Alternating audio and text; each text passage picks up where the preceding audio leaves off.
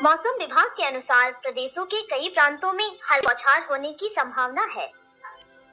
एक किसान जिसका नाम रघुवीर है, वो अपने खेतों में खड़ा होकर बहुत परेशान हो रहा था। परेशान होकर वो कहने लगा, हे भगवान, हमें कब तक इन परेशानियों का सामना करना होगा। 2 सालों से बारिश नहीं हुई है। सूखा पड़ने से सारी फसल नष्ट हो जाती है। अब तो खाने के भी लाले पड़ने लगे हैं। बैंक वाला कहता है कि हमें पहले फसल के लिए लिया गया कर्ज वापस दो। अगर वो चुका नहीं सके तो अच्छा नहीं होगा। हे भगवान, इंद्रदेव कब हमारा भला करेंगे।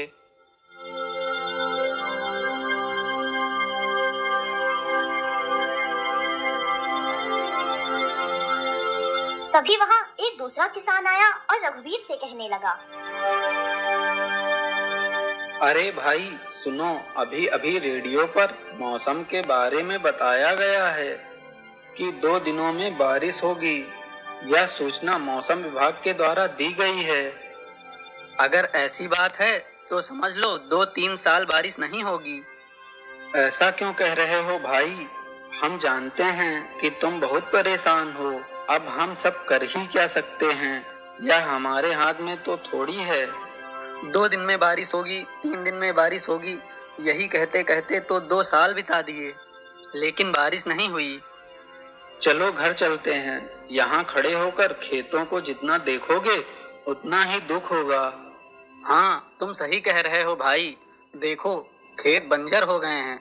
इन खेतों को देखना जले पर नमक छिड़कने जैसा लगता है। चलो चलते हैं।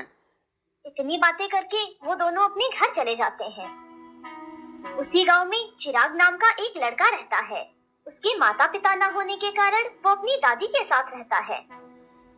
चिराग कोई काम धंधा नहीं करता, बस आवारा लोगों की तरह गांव में घूमता रहता है, जिसके कारण उसकी दादी बहुत परेशान रहती है। लेकिन वो दिल का बहुत अच्छा था और लोगों की मदद भी किया करता था। एक दिन उसकी दादी उसे जगाते हुए कहने लगी, बेटा उठ जा, सुबह हो गई है, कब तक सोता रहेगा। दादी, आप क्यों मेरे पीछे पड़ी रहती हो? मुझे सोने दो। तू हर रोज रात को देर से आता है और सुबह देर से उठता है। ऐसा कब तक चलता रहेगा? तेरे माता पिता ने तो सारा भार मुझ पर डाल दिया है और खुद तो परलोक सिधार गए। अच्छा ठीक है दादी, आप तो हर रोज सुबह ताने सुनाने लगती हो। अभी उठ रहा हूँ। इतनी सुबह सुबह मीलों दूर से पानी लाती हूँ, मेरी तो कमर ही टूट जाती है। और तू है कि कुछ काम धंधा ही नहीं करता और मेरी बात भी नहीं मानता। आप चिंता मत करो दादी, मैं आपके लिए गांव में कुआं खुदवाऊंगा। तुम्हारी ये मीलों दूर से पानी लाने की समस्या दूर हो जाएगी। तुम्हें तो पता ही है, कई लोगों ने कुएं खोद कर देखे हैं, लेकिन उन्हें अच्छा पानी नहीं मिल सका है। तो तुम कौन सी खेत की मूली हो जो कुआं खोदोगे और पानी निकल आएगा। अच्छा सुनो, ये फावड़ा उठाओ और खेतों में कुछ मिट्टी का काम बाकी है, उसे पूरा करके आओ। दादी, ये कुदार और फावड़ा चलाने का काम मुझसे नहीं हो पाएगा। मैं शहर जा रहा हूँ, वहाँ जाकर नौकरी की तलाश करूँगा और फिर शाम तक गांव लौट आऊँगा। तू तो बस यही कहता रहता है, अब मैं तेरा क्या ही करूँ। भला तो मेरी बात मानता है क्या?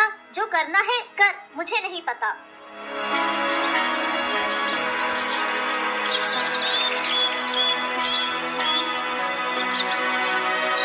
कुछ देर बाद चिराग शहर के लिए निकल लेता है। चलते चलते वह एक जंगल के पास पहुंचता है और कहने लगता है, चलते चलते तो मैं बहुत थक गया हूँ, लेकिन अगर विश्राम करने बैठा तो शाम हो जाएगी और मुझे गांव वापस भी लौटना है और शहर भी अभी बहुत दूर है। वह ये सब सोच ही रहा होता है कि उसे अपनी ओर तेजी से एक हाथी आता हुआ दिखाई देता है। अरे, यह तो पागल हाथी लग रहा है और यह मेरा पीछा कर रहा है। मुझे यहाँ से भागना चाहिए। इतना सोचकर चिराग भागने लगता है।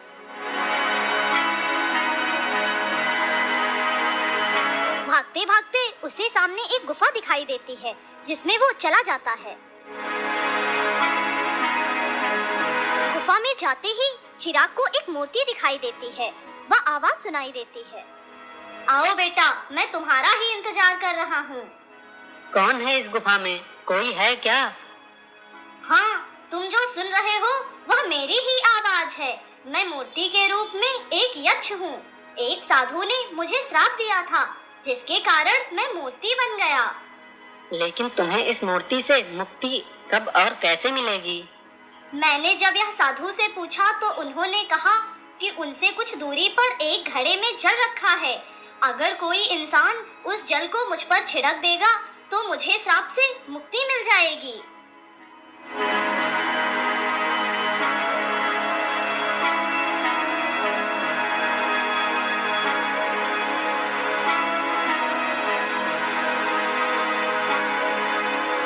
चिराग ने मंदिर के पास रखे जल को मूर्ति के ऊपर छिड़क दिया। जल पड़ते ही मूर्ति में जान आ गई व वो यक्ष में बदल गई।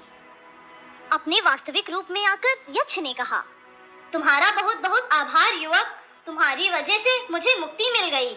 मैं तुम्हें मेरी मदद करने के बदले में 2 वरदान देता हूँ।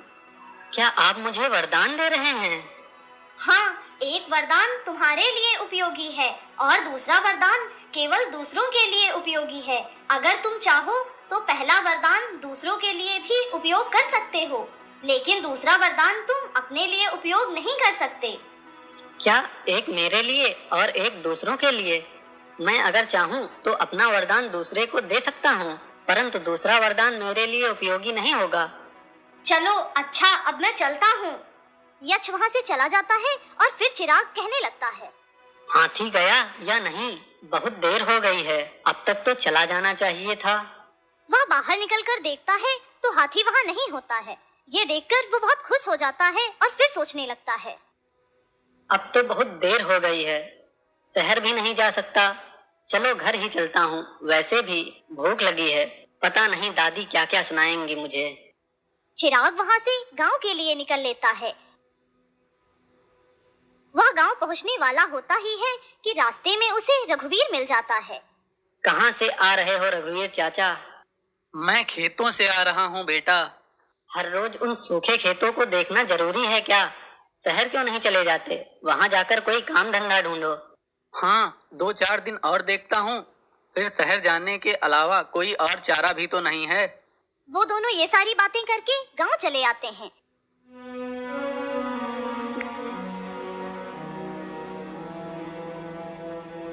घर पहुंचते ही चिराग से दादी कहती हैं, आओ बेटा, कहा था शहर जाओगे, गए कि नहीं? दादी, मैं शहर तो नहीं गया, लेकिन एक यक्ष को मुक्ति दिलवा कर आ रहा हूँ। हाँ बेटा, मेरी ही सुनाई हुई कहानियाँ मुझे ही सुनाओ, तुम नहीं सुधरोगे। नहीं दादी, मैं सच कह रहा हूँ, और उस यक्ष ने मुझे 2 वरदान अभी दिए हैं। बस बहुत हो गया, जाओ हाथ मुंह धो लो, खाना खाओ और सो जाओ।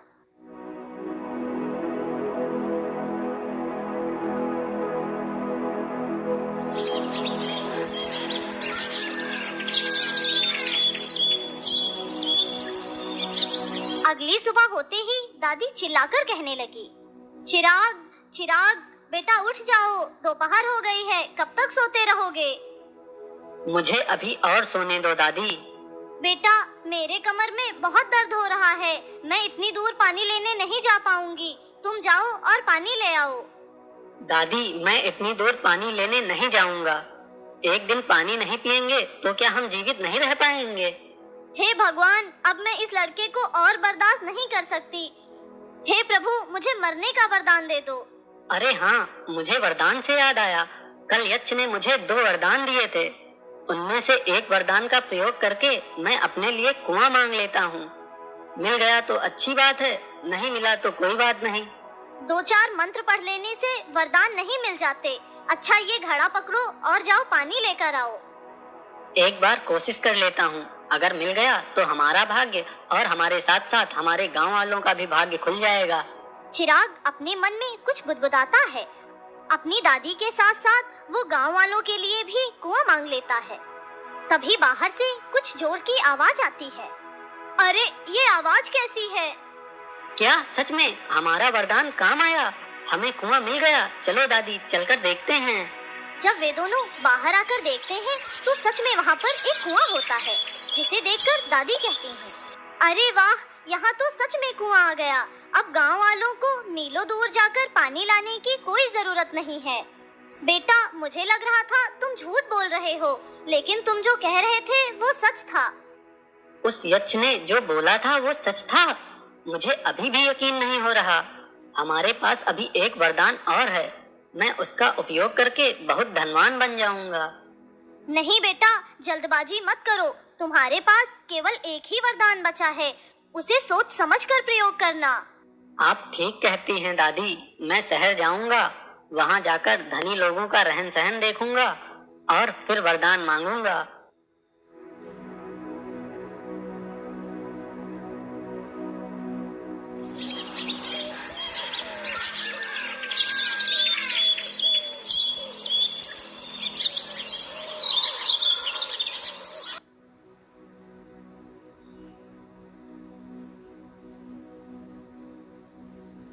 अगले दिन चिराग शहर चला जाता है। पूरा शहर घूमने टहलने के बाद चिराग को एक इमारत दिखाई देती है। इतनी बड़ी इमारत, ऐसी इमारत मैंने आज तक नहीं देखी। अगर ऐसी इमारत मेरे पास हो जाए तो कितना अच्छा होगा। मैं पहले यह बात दादी से बता देता हूँ। इतना सोचकर चिराग अपने घर के लिए वापस चल पड़ता है।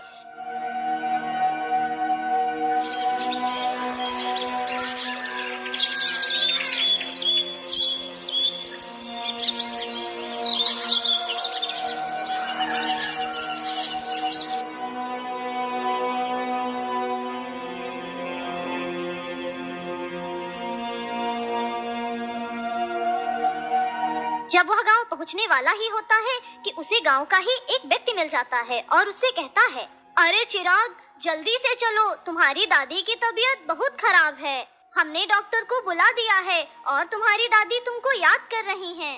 और तुम्हें पता है क्या कि अपने गांव के हरिदास दादा ने फांसी लगा ली है। उनके पास बहुत कर्ज हो गया था, वो कर्ज नहीं चुका सके, इसलिए उन्होंने फांसी लगा ली। यह सब तो बरसात के कारण हुआ है। अगर सही समय पर बरसात हो जाती तो आज हरिदास दादा हमारे साथ होते। चिराग को तो सिर्फ अपनी दादी की चिंता थी। इन सब बातों का चिराग पर कोई असर नहीं हुआ।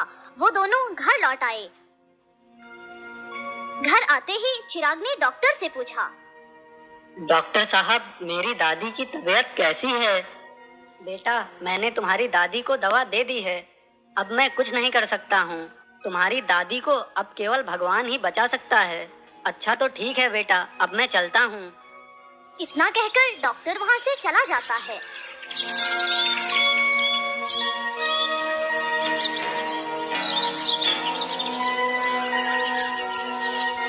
दादी, आप चिंता मत करो। मेरे पास एक वरदान है। मैं इस वरदान का उपयोग करके आपको स्वस्थ कर दूंगा। मेरे लिए आपसे बढ़कर और कुछ भी नहीं है। नहीं बेटा, मुझे आज नहीं कल तो जाना ही है। मेरी एक बात मानोगे? मैंने आज ही सुना कि हरिदास अपना कर्ज नहीं चुका पाया, इसलिए उसने खुदकुशी कर ली। हमारे गांव के किसान बारिश ना होने के कारण बहुत सी परेशानियों का सामना कर रहे हैं। तुम अपने वरदान में गांव वालों के लिए बारिश मांग लो। सारा गांव हरा भरा होगा तो तुम्हें भी प्रसन्नता मिलेगी। आप बहुत अच्छी हो दादी। आप सबके बारे में सोचती हो। हम ऐसा ही करेंगे। चिराग एक बार फिर से मन में यक्ष को याद करके जैसा दादी ने कहा था वैसा वरदान मांग लेता है और गांव में जोरों की बारिश होने लगती है। गांव में बारिश होने से पूरा गांव बारिश का आनंद लेने लगता है। बेटा, अब मुझे शांति मिल गई। मुझे लगता था मेरा बेटा निकम्मा है, लेकिन मुझे नहीं पता था आखिर में मेरा बेटा ही गांव का रखवाला बनेगा। जब ये सब हो रहा था तभी वहाँ यक्ष प्रकट होते हैं और कहते हैं, बेटा चिराग, तुम्हारी अच्छाई ने मेरे मन को छू लिया है। मेरे दिए गए वरदानों को तुमने दूसरों के लिए प्रयोग किया है, इसलिए मैं तुमसे बहुत प्रसन्न हूँ। तुम्हारी दादी को ठीक करने के साथ साथ मैं तुमको एक और वरदान देता हूँ। तो यक्ष महाराज, मैं इस वरदान में अपने और अपनी दादी के लिए धन दौलत और ऐश्वर्य मांगता हूँ। तथास्तु। यक्ष वहाँ से चला जाता है और फिर चिराग कहने लगता है, जैसा चिराग चाहता था वैसे ही उसे धन दौलत व ऐश्वर्य मिल गया। वह अपनी दादी के साथ खुशी से रहने लगा। साथ ही गांव के लोग भी अच्छी फसलें काटकर शहरों में बेचकर अच्छा धन कमाते हैं। वह गांव में खुशहाल जीवन व्यतीत करने लगते हैं।